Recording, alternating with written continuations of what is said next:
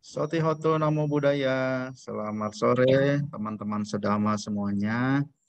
Pada kesempatan hari ini saya akan mencoba membahas mengenai ajaran dasar dalam agama Buddha, yaitu materi tentang tiratana. Sebelumnya saya ingin meminta izin memakai masker karena pada kesempatan hari ini kita masih mengalami pandemi COVID-19. Karena itu saya wajib memakai masker. Baik, selanjutnya saya akan menampilkan tentang materi tiratana di dalam slide saya. Ya. Kita bisa melihat dalam slide pertama saya, yaitu judulnya tiratana yang berarti 3 permata, digambarkan dengan permata-permata yang cantik dan indah ini, ya. Itu. Pengertian tiratana. Tiratana berarti 3 permata, terdiri dari 2 kata. Ti artinya 3 dan ratana artinya permata, yaitu Buddha, Dhamma, dan Sangha. Buddha sebagai guru, Dhamma sebagai ajaran, dan Sangha sebagai siswa yang telah berhasil. Mengapa kita yakin kepada tiratana? Karena di sini ada pembuktian tentang siswa yang telah berhasil sebagai bukti dari kebenaran ajaran agung atau ajaran guru. Mengapa yakin kepada tiratana? Karena ada siswa yang telah berhasil sebagai bukti dari kebenaran ajaran guru. Oleh karena inilah, maka kita mau meyakini tiratana dan mau menjadikan tiratana sebagai pelindung kita. Mengapa dikatakan sebagai permata? Karena 3 hal itu nilainya tidak ada yang dapat membandingkan dan sulit ditemukan. Permata ini merupakan perwujudan dari perealisasian nibbana, yaitu terbebas dari kekotoran batin atau kilesa, loba, dosa, dan moha. Nibbana lah yang terluhur. Ya, ada Buddha telah merealisasi nibbana, Dhamma yaitu cara untuk mencapai nibbana, dan Sangha yaitu mereka yang telah merealisasi nibbana dengan menjalankan ajaran Buddha, yaitu Dhamma sendiri. Nah, ketiga-tiganya ini sudah mencapai nibbana, dikatakan sifatnya sangat luhur. Ada beberapa perumpamaan. Kalau kita lihat, kalau seandainya Sang Buddha sebagai seorang dokter, maka Dhamma itu adalah obat. Dan Sangha adalah pasien yang sudah sembuh. Karena ada dokter yang bagus, dokter yang hebat, memiliki obat yang bagus. Dan banyak pasien yang sudah sembuh dari anjuran dokter untuk memakan obat dari dokter itu sendiri. Selanjutnya, Sang Buddha sebagai matahari, Dhamma sebagai sinar, dan bumi ini dilambangkan dengan Sangha, ya. Sangha yaitu seperti bumi yang terkena sinar matahari. Kalau diibaratkan Sang Buddha sebagai nakoda, kapal, Dhamma sebagai kapalnya, dan Sangha sebagai penumpang yang sampai di tujuan. Jadi ketiga-tiganya ini sudah lengkap, sudah sempurna. Ya. Nah, apabila Buddha sebagai penunjuk harta karun, ya, Dhamma sebagai petanya, dan Sangha adalah orang yang menemukan hartanya. Kalau seandainya Buddha sebagai busur panah, Dhamma sebagai anak panah, dan Sangha sebagai sasaran tembak yang terkena anak panah. Lalu kalau Buddha sebagai penjinak kuda liar atau pelatih kuda, Dhamma sebagai metode, cara Dan sangga adalah kuda yang sudah terlatih. Nah, demikianlah perumpamaan-perumpamaan yang tadi sudah dijelaskan. Ada 6 perumpamaan. Itu skema Tiratana. Nah, kita lihat sesungguhnya ajaran Buddha itu terdiri dari Tiratana. Di luar Tiratana bukan disebut ajaran Buddha. Apa saja Tiratana itu? Ada Buddha yang terdiri dari 3, Sama Sambuddha, Paceka Buddha, dan Sawaka Buddha. Dhamma sendiri terbagi menjadi 3. Ada pariyati secara teori, patipati secara praktek, dan patiweda secara hasil atau penembusan.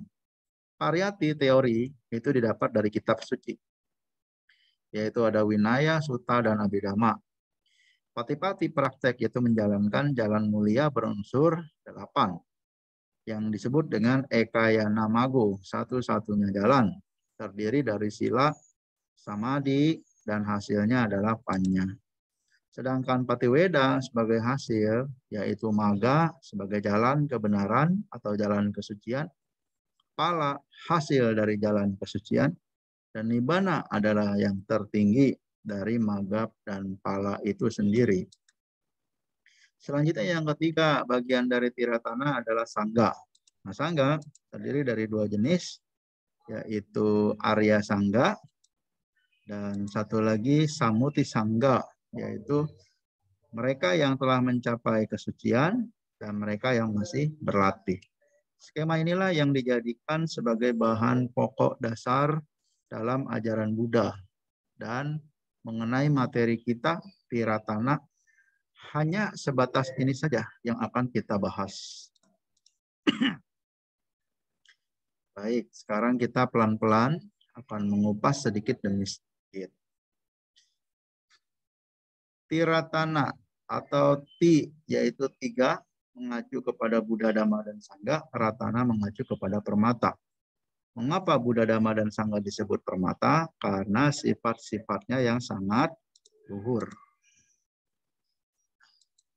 Kualitasnya. Contoh seorang Buddha.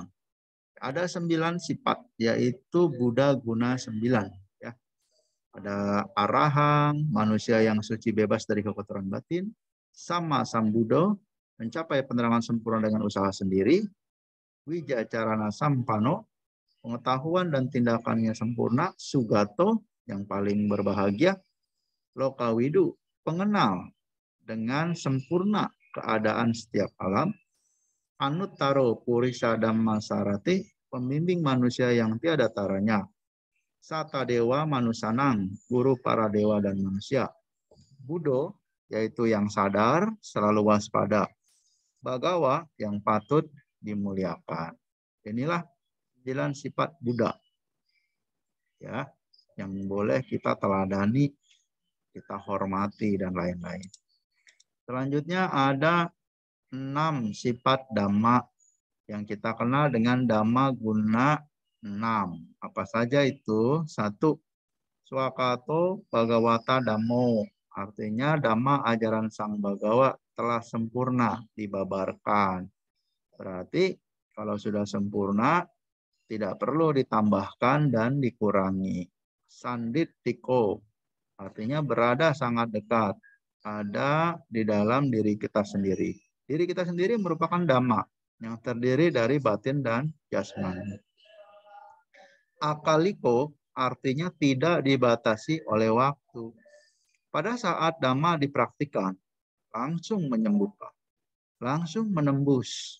Jadi penembusan terhadap Dhamma ini tidak bisa dibatasi oleh waktu.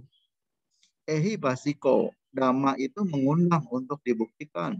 Tidak ada yang dirahasiakan. Oh panayiko, Dhamma itu menuntun ke dalam batin. Dapat dipraktikkan. Pacatang weditabo winyuhi, dapat diselami oleh para bijaksana dalam batin masing-masing. Selanjutnya, kualitas yang ketiga, yaitu Sanggaratana, terdiri dari 9 sifat sangga. yaitu Sangga Guna 9. Yang pertama, Supatipano, bersikap baik sesuai dengan winaya. Ujupatipano, bersikap lurus menuju tujuan. Nyaya Patipano, bersikap benar mengikis loba dosa moha. Samicipatipano, bersikap patut dicontoh. Ahuneo, patut menerima pemberian.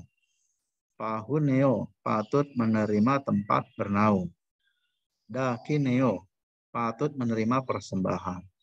Anjali karanio, patut menerima penghormatan. Anutarang, punya ketang, lokasa. Ladang menanam jasa yang tiada taranya di dunia. Ya, jadi demikianlah sifat-sifat mulia, sifat-sifat luhur dari Sang Buddha, Dhamma, dan Sangha. Selanjutnya, kita akan membahas mengenai apakah yang dimaksud dengan sama Sambuddha pada Buddha jenis yang pertama. Nah, ini ada definisinya ya, yaitu sama Sambuddha itu adalah orang yang mencapai kebudaan, yang sudah tidak ada lagi loba, tidak ada lagi dosa, dan tidak ada lagi moha.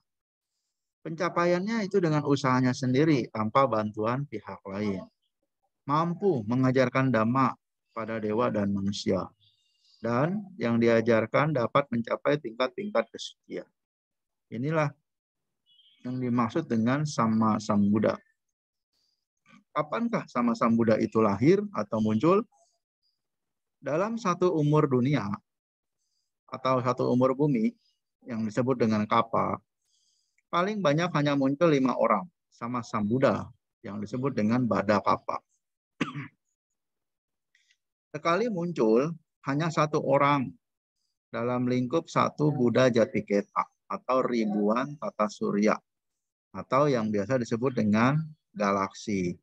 Jadi 1 galaksi hanya ada 1 Buddha, ya. Lalu yang ketiga, pada saat itu siklus moral manusia sedang bagus dan usia rata-rata antara 100 tahun sampai 100.000 tahun. Kurang dari itu tidak memungkinkan sama Sang Buddha lahir. Atau lewat dari 100.000 tahun, kehidupan manusia kelewat panjang. Jadi tidak mengenal anicca nantinya. Lalu apakah syarat-syarat seseorang bisa menjadi sama Sang Buddha? 1, dia mempunyai simpanan parami, kesempurnaan kebajikan sebanyak 4 asangkaya kapa, ditambah 100.000 kapa. Lalu dia bertekad dan berjumpa di depan sama Sang Buddha yang lampau pada waktu itu, dan sama Sang Buddha tersebut memberikan penegasan atau abhiseka. Ketiga, sejak saat itu dia disebut bodhisatta, artinya makhluk yang harus menyempurnakan paraminya hingga dia menjadi seorang Buddha atau dengan jenis sama Sambuddha. Nah, jadi teman-teman sedama, kalau kita lihat ya, dari kriteria ini betapa luar biasanya kelahiran, kemunculan seorang sama Sambuddha. Dan kelahiran, kemunculan seorang sama Sambuddha tidak bisa kapan saja. Ada siklus moral manusia, ada kondisi-kondisi yang mendukung. Ya. Selanjutnya, Buddha jenis kedua, yaitu Paceka Buddha. Mari kita lihat definisinya. 1, Paceka Buddha adalah orang yang mencapai kebudaan. Yang tadi, sudah tidak punya lagi kekotoran batin, tidak ada lagi loba, tidak ada lagi dosa, dan tidak ada lagi moha. 2, dia mencapainya dengan usaha sendiri, tanpa bantuan pihak lain, maksudnya tidak memiliki guru. 3, dia tidak mengajarkan dhamma, hanya sebatas menasehati saja, namun yang mendengarkan nasihat-nasihatnya dia, nomor 4, ya, seandainya mengajarkan, maka yang diajarkan tidak mencapai tingkat kesucian. Mungkin bisa menjadi orang baik, tapi tidak menembus dhamma. Kapankah lahirnya Paceka Buddha atau munculnya? Yaitu pada saat dunia ini tidak ada ajaran sama Sang Buddha. Jadi kalau sekarang ini masih ada ajaran sama Sang Buddha Gautama atau Sang Buddha Gautama, Siddhartha Gautama, berarti Paceka Buddha tidak ada. Sekali muncul banyak. Jadi Sang Buddhanya bukan satu untuk Paceka Buddha, tapi banyak orang. Pada saat itu siklus moral manusia sedang tidak bagus. Kemungkinan umur manusia juga pendek saat itu. Nah, syarat-syarat menjadi Paceka Buddha satu mempunyai simpanan parami atau kebajikan tingkat biasa dan sedang sebanyak 100.000 kapa. Ya, oke. Kita lihat Buddha jenis ketiga, yaitu Sawaka Buddha. Apa nih definisinya? Satu orang yang mencapai kebuddhaan sama, yang tidak memiliki kekotoran batin, karena mempelajari ajaran sama Sang Buddha. Jadi dia memiliki seorang guru, yaitu seorang Buddha. 3, dia mampu mengajarkan Dhamma. 4, yang diajarkan dapat mencapai tingkat-tingkat kesucian. Kapankah kemunculan Sawaka Buddha ini? Nah, Sawaka Buddha lahir pada saat di dunia ini ada ajaran sama Sang Buddha. Masih ada Sang Buddha masih hidup atau Sang Buddha sudah meninggal atau parinibbana, tetapi ajarannya masih ada. Sekali muncul banyak orang. Pada saat itu siklus manusia sedang bagus, sedang baik. Ya. Syarat-syarat menjadi Sawaka Buddha mempunyai simpanan parami tingkat biasa sebanyak 100.000 kapa. Ya. Oke, nah penjelasan parami dari tadi kita menyebutkan kata parami, parami, parami. Nah sekarang apa sih parami itu? Atau kebajikan yang sempurna atau kesempurnaan kebajikan? Nah ini ada dua pendapat, tapi dua-duanya benar ya. Ada yang menyebutnya dasa parami atau 10 parami. Ada juga yang menyebutnya sat paramita atau 6 paramita. Kalau yang 10 parami itu adalah dana, meta, nekama, sila, saja, panti, wirya, aditana, upeka, dan panya. Apa artinya ini? Dana, pemurahan hati. Meta, cinta kasih. Nekama, penglepasan. Sila, moralitas. Saca, kebenaran atau kejujuran. Kanti, kesabaran. Wirya, semangat. Aditana, tekad. UPK, keseimbangan batin, dan panya adalah kebijaksanaan. Nah, ternyata dalam sat paramita ini, dia ada 6. Tetapi sesungguhnya dari 10 ini bisa masuk ke 6 ini. Contohnya dana. Ketika seseorang melakukan dana atau murah hati, pastinya ada meta, ada cinta kasih. Dan pastinya ada penglepasan. Ada kerelaan, keikhlasan. Seperti itu. Yang kedua, sila. Ketika seseorang menjalankan moralitas, di situ pasti ada kejujuran, ada kebenaran, yang semua orang pasti akan mengatakan itu benar. Santi, kesabaran. Wirya, di dalam wirya ini pasti ada tekad. Dhyana, ada fokus, konsentrasi, UPK. Dan prajna adalah panya, kebijaksanaan. Biasanya memang yang dasa parami ini dipakai konsepnya dalam aliran Theravada. Dan sat paramita ini biasanya dipakai dalam aliran Mahayana. Ya, tapi isinya sama saja. Nah, 3 tingkatan parami. Nah, tadi kan kita sudah lihat ya, ada 3 jenis Buddha ya. Nah, ada sama Sang Buddha yang ini nih, Paceka Buddha, Sawaka Buddha.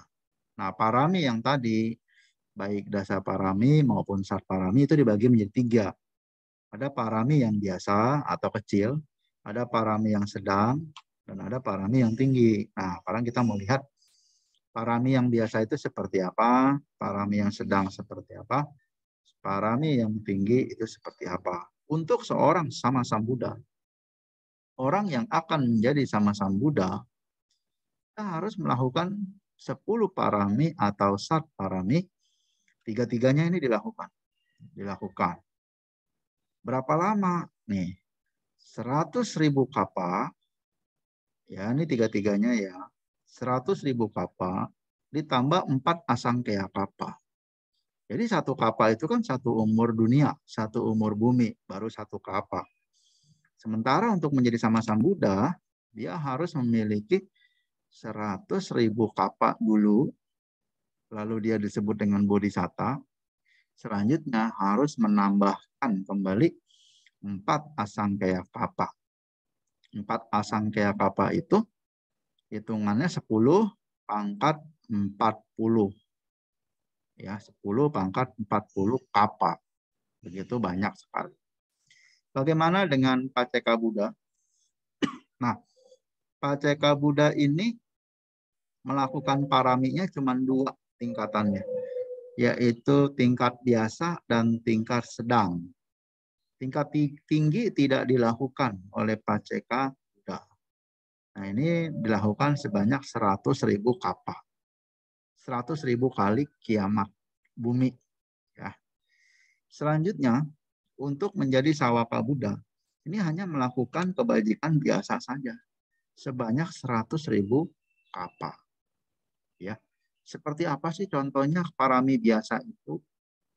Nah, untuk menjadi seorang sama Sambuddha, parami biasa itu misalnya memberikan materi, yaitu memberikan seluruh materi. Jadi bukan setengah, bukan seperempat, tetapi ketika dia berdana, dia memberikan semuanya kepada yang membutuhkan. Itulah makanya disebut dengan parami kebajikan sempurna. Bagaimana dengan parami tingkat sedang? Contohnya yaitu memberikan anggota tubuhnya.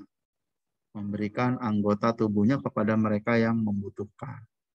Lalu bagaimana dengan parami tingkat tinggi? Memberikan kehidupannya. Ya, banyak sekali dalam kitab Jataka, Bodhisatta sering menyelamatkan orang-orang yang menjahati dirinya, lalu dia memberikan kehidupannya kepada orang itu. Nah, ini luar biasa. Hanya seorang bodhisatta yang untuk mencapai bodhisatta, untuk mencapai sama Sambuddha, bisa melakukan hal ini. Kalau kita sepertinya agak jauh ya, sulit ya, tapi bisa dilatih. Selanjutnya, nah ini ada 10 belenggu batin atau dasa samyojana.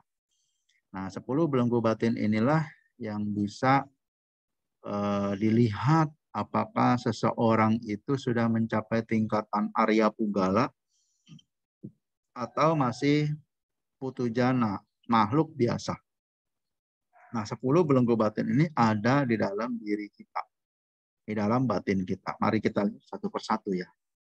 Sakaya Diti, ini artinya pandangan salah tentang adanya aku, diri, roh yang kekal. Masih menganggap segala sesuatu itu tidak berubah.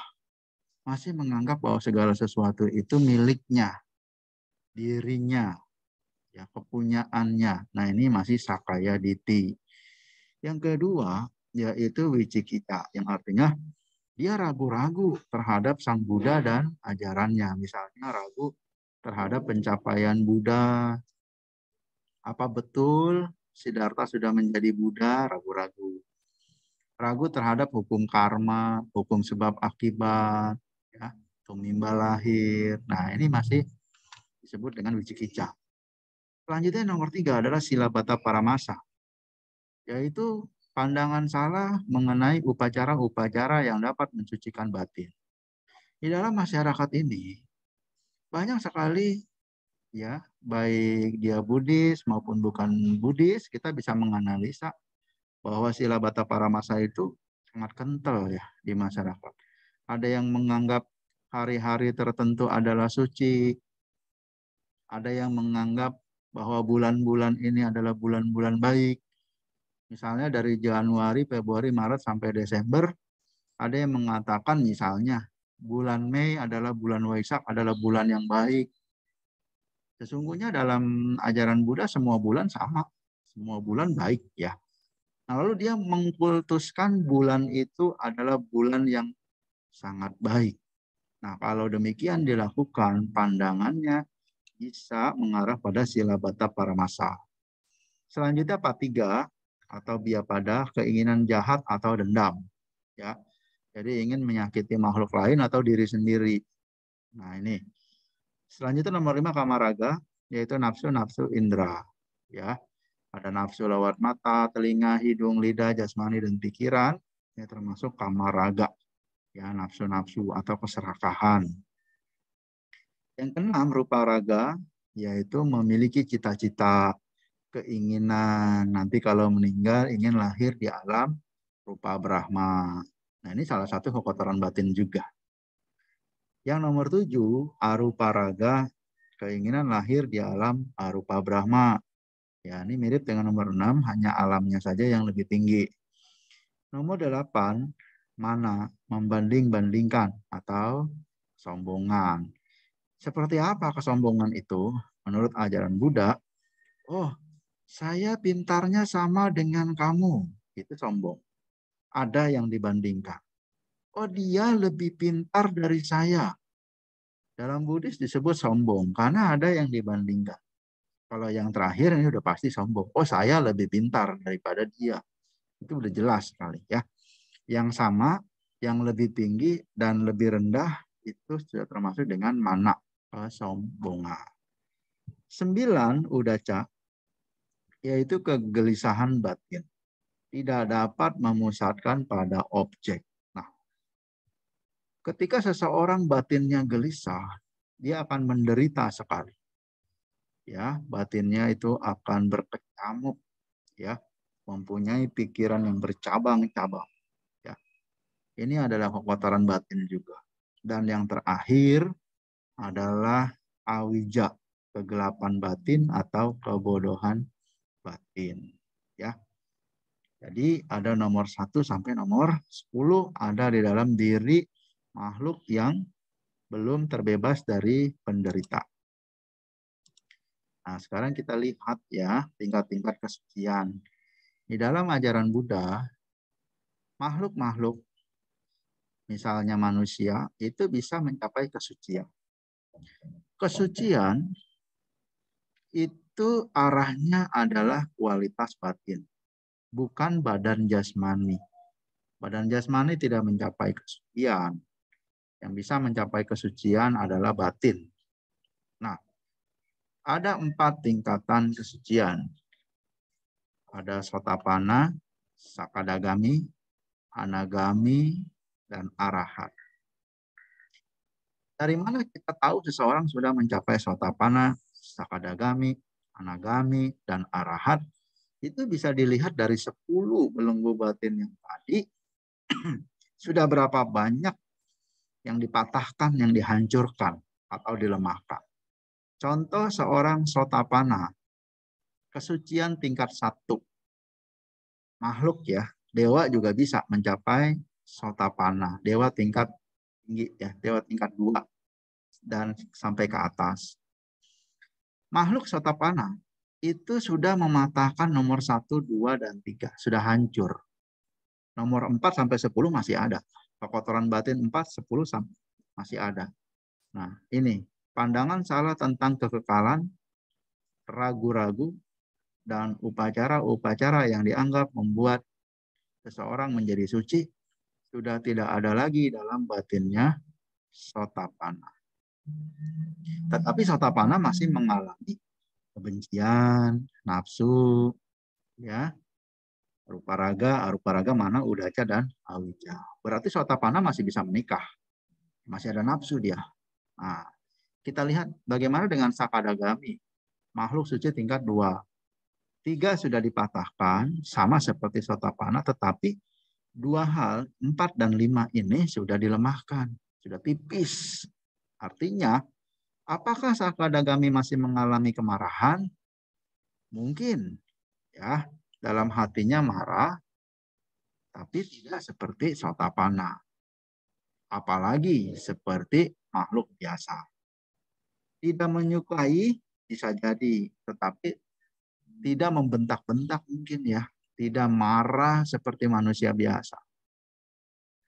Bagaimana dengan kamaraganya, dengan nafsu-nafsunya, misalnya nafsu seksualnya, untuk Sakadagami apakah masih bisa menikah? Di sini dikatakan dilemahkan. Dilemahkan itu ada, tetapi sudah tidak seperti sotapana dan sudah tidak seperti manusia biasa. Ya, seperti. Bahkan kalau manusia biasa, apabila dia laki-laki bisa memiliki pasangan lebih dari satu. Sotapana sudah tidak. Ya, karena kualitas batinnya itu. Apalagi sakadaga. Baik, kita lihat anagami, makhluk suci tingkat 3. Ada 5 yang sudah dipatahkan, yaitu Sakayaditi, Wicikita, Silabata Paramasa, dan anagami sudah tidak memiliki kebencian dan tidak memiliki keserakahan atau nafsu-nafsu.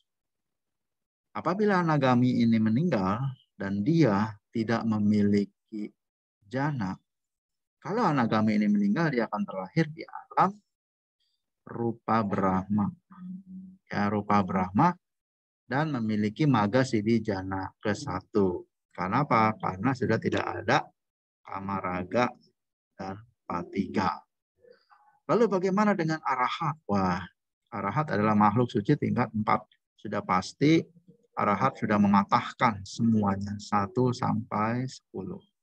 Maka itu seorang arahat ketika dia wafat atau parinibbana tidak akan terlahirkan kembali karena sudah tidak ada lagi yang dapat menyokong, mengkondisikan hal-hal untuk arahat dilahirkan kembali. Sudah tidak ada lagi. Selanjutnya, ternyata sudah habis.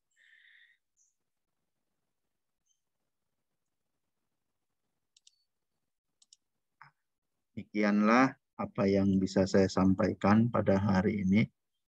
Semoga materi Tiratana ini bisa menambah keyakinan kita kepada Sang Tiratana, bisa menjadi teladan kita untuk berjuang di dalam kehidupan ini, mencapai tingkat-tingkat kesucian. Terima kasih atas perhatiannya. Akhir kata, Sabe Sata Bawantu Sukitata. Semoga semua makhluk hidup berbahagia. Sadu, sadu, sadu. Terima kasih. Soti Hotu, Namo Buddhaya.